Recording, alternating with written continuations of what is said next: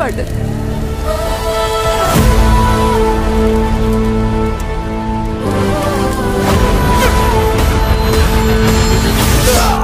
असू दे नाहीतर अनाकोंडा किंवा त्याचा बाप जरी आला ना,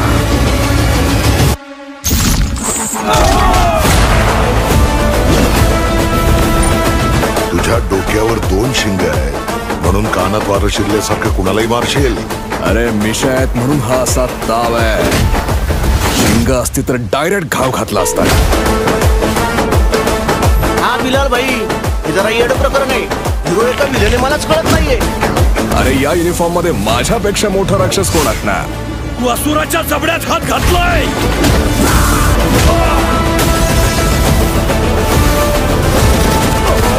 कारण याहूनही भयानक होईल सांगून ठेवतोय.